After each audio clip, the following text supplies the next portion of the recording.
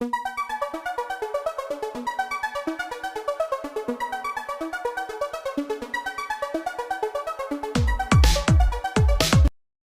Friends, welcome back to my YouTube channel. आज हम पढ़ेंगे फंक्शंस ऑफ कमर्शियल बैंक।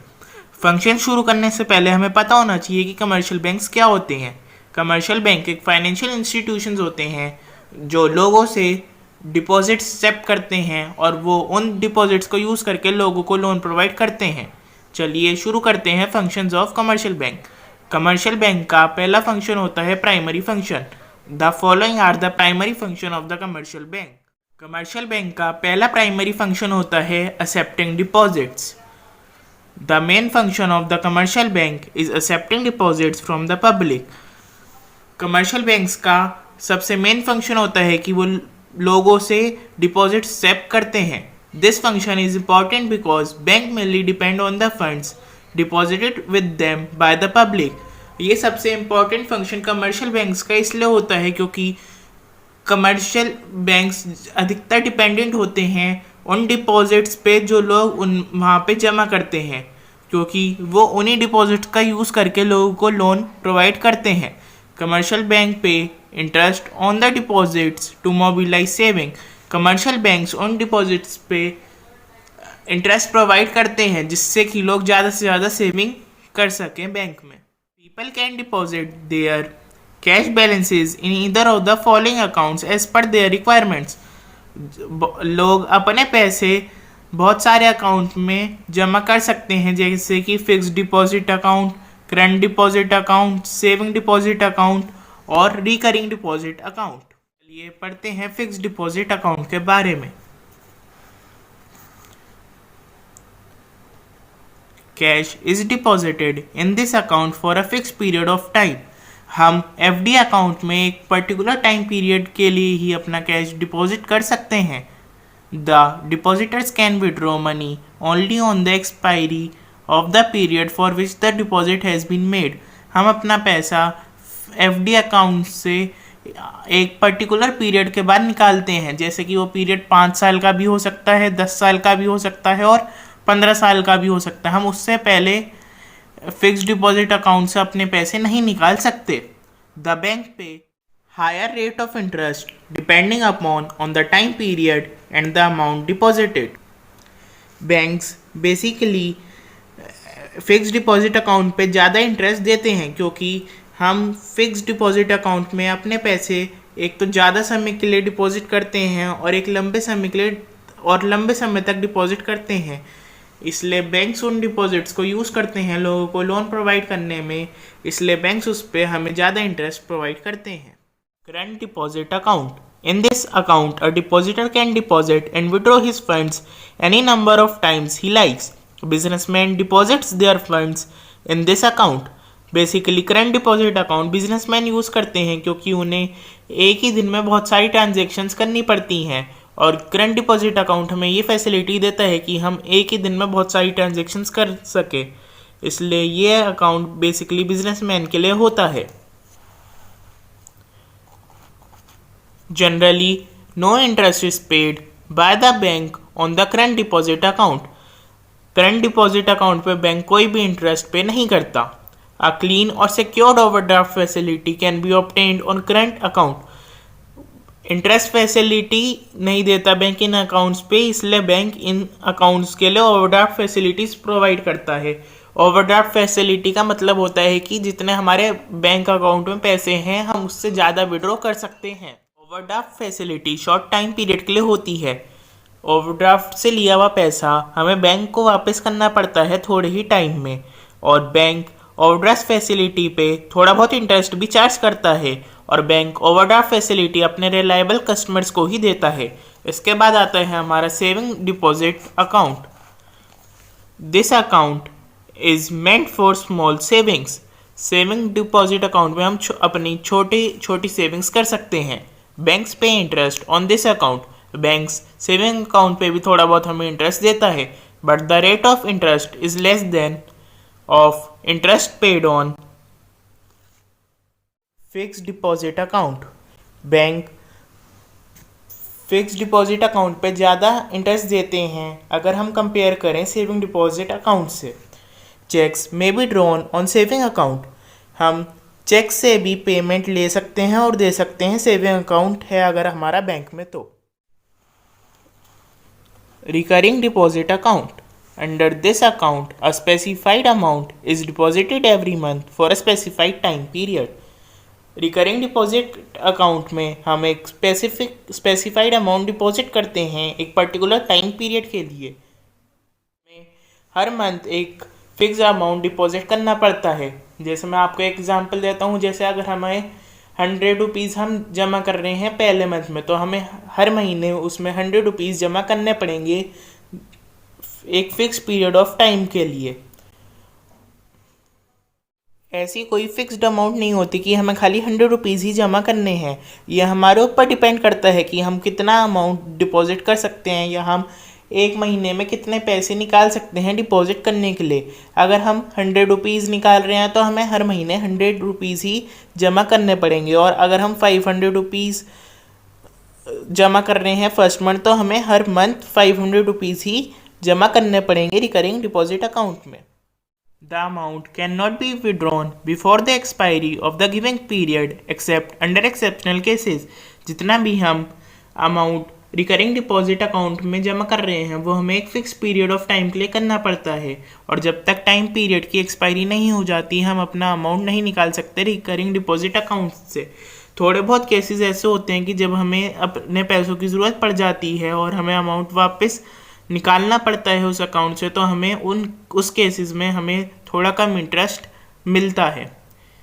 इसके बाद प्राइमरी फंक्शन में सेकंड फंक्शन आता है advancing loans. Another primary function of the commercial bank is to advance loans. Commercial banks का दूसरा प्राइमरी फंक्शन होता है कि वो लोगों को लोन प्रोवाइड करे। A certain part of the cash received by the banks as deposits is kept in the reserve and the remaining is given as loan। जितना भी जने या पब्लिक अपने बैंक में पैसे जमा करती है उसमें से थोड़े बहुत पैसे बैंक्स रिजर्व के लिए रख देता है, क्योंकि एक बैंक को बहुत सारी रिजर्व्स बनानी पड़ती हैं जैसे कि CRR, SLR, इसलिए थोड़ा बहुत पैसा बैंक उन रिजर्व्स के लिए रख देता है और बाकी का बचा हुआ पैसा लोन पे प्रोवाइड कर देता है। Banks provide loan for productive purpose against approve security. Bank जितना भी लोन प्रोवाइड करता है एक वो प्रोडक्टिव पर्पस के लिए करता है, जिससे कि हमारी इकोनॉमी की ग्रोथ हो सके, और बैंक उसके लिए कोलेटरल भी अपने पास रखता है जिसे हम सिक्योरिटी कहते हैं। हमेशा अपने पास ज़्यादा अमाउंट की सिक्योरिटी रखता है। मैं आपको एक एग्जांपल के साथ समझाता हूँ। जैसे मान लो हमें 2 लाख का लोन चाहिए, तो बैंक अपने पास 3 लाख की सिक्योरिटी रखेगा और हमें फिर जाके 2 लाख का लोन देगा। Advancing loan is essential because banks undertake to pay interest on deposits they receive from the public. इसलिए भी बैंक को लोन देना ज़रूरी होता है, क्योंकि जैसे कि हमने पढ़ा था कि बैंक सेविंग अकाउंट पे इंटरेस्ट देता है लोगों को, तो इसलिए भी बैंक लोन प्रोवाइड करता है, क्योंकि बैंक उनसे ज़्यादा इंटरेस्ट चार्ज करता है जिन्हें लोन देता है, और थोड़ा बहुत इंटरेस्ट उसमें से उसे दे देता है सेविंग अकाउंट वाले जनों को। मैं आपको समझाता हूँ। जैसे बैंक ने लोन दिया 10 लाख का,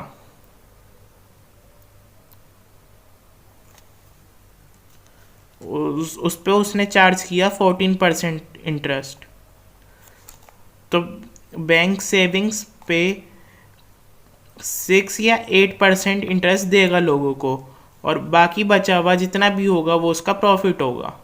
मान लो उसने 8% इंटरेस्ट दिया लोगों को, तो 6% उसका प्रॉफिट होगा बैंक का। Banks advance following types of loan.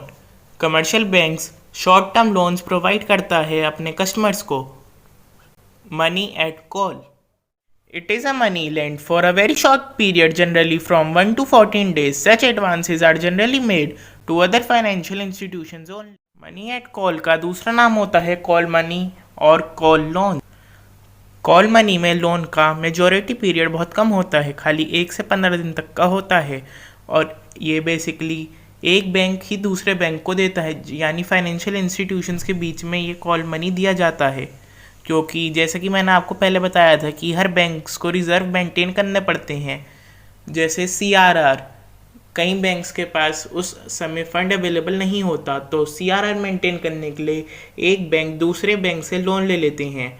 और ये इस वो लोन बहुत ही ज़्यादा बड़ी अमाउंट का लेते हैं, जैसे इसमें मिनिमम अमाउंट 10 करोड़ रुपीज़ होती है।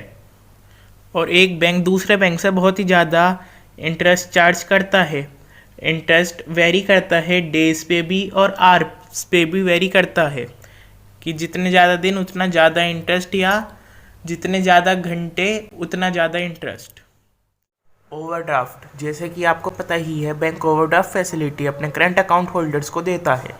Overdraft means allowing the borrowing to overdraw his current balance.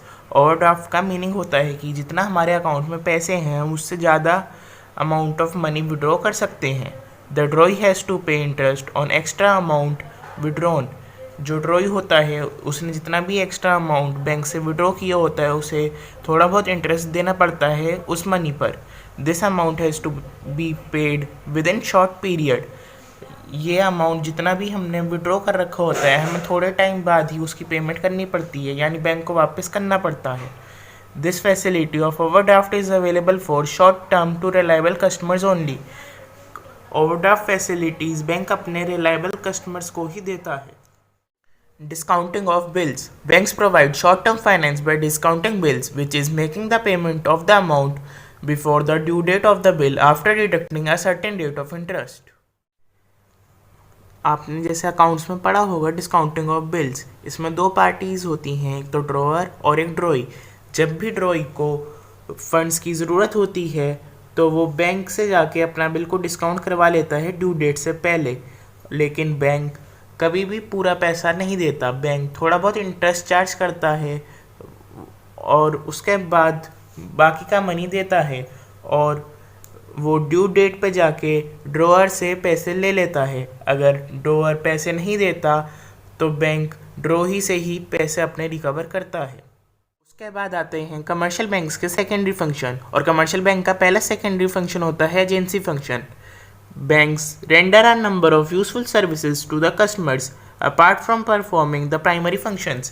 Banks अपने customers को और भी facilities देता है primary functions करने के अलावा। Commercial banks act as agent of their customers in the following ways. Commercial banks अपने customers के लिए एक agent की तरह काम करता है। और commercial banks का पहला agency function आता है collection and payment of credit. The commercial banks collects and pay the various negotiable instruments like checks, bills of exchange, promissory notes, etc. Commercial banks बहुत सारे negotiable instruments collect करता है, जैसे कि checks, bills of exchange और promissory notes, और वो उसकी पेमेंट करता है। Commercial banks कस्टमर के बिहाफ पे बहुत सारी और भी पेमेंट्स करता है, कि जैसे वो रेंट की पेमेंट करता है, इनकम टैक्स की पेमेंट करता है गवर्नमेंट को कस्टमर की तरफ से। उसके बाद इसका सेकेंड एजेंसी फंक्शन आता है purchase and sale of securities. The modern commercial banks also undertake the purchase and sale of securities like share, stocks, bonds and debentures on behalf of customers. Bank perform the functions of a broker. बहुत सारे commercial banks अपने customer के लिए एक broker की तरह act करते हैं, और वो हेल्प करते हैं अपने कस्टमर्स की बहुत सारी सिक्योरिटीज़ खरीदने और बेचने में, जैसे शेयर्स, बॉन्ड्स और डिवेंचर्स। उसके बाद कमर्शियल बैंक्स का सेकेंडरी फंक्शन में सेकंड फंक्शन आता है general utility services. General utility services होती हैं जैसे कि लॉकर फैसिलिटीज़ प्रोवाइड करना। Banks provide locker facilities to their customers. Banks अपने कस्टमर्स को लॉकर फैसिलिटीज़ भी प्रोवाइड करता है। People can keep their gold और सिल्वर ज्वेलरी और other documents in these lockers at a very nominal rent. Banks locker facilities provide करते हैं जिससे कि उसके कस्टमर्स अपने इंपॉर्टेंट डॉक्यूमेंट्स, ज्वेलरी उस लॉकर में रख सके, और बैंक्स इन सारी फैसिलिटीज़ प्रोवाइड करने का एक छोटा सा रेंट चार्ज करता है। अगर आपको वीडियो पसंद आए तो लाइक, शेयर और मेरे चैनल को सब्सक्राइब करना ना भूलें। जिससे BBA एंड कॉमर्स क्लासेस पे आने वाली सभी वीडियोस की नोटिफिकेशन आपको मिलती रहे। Thank you.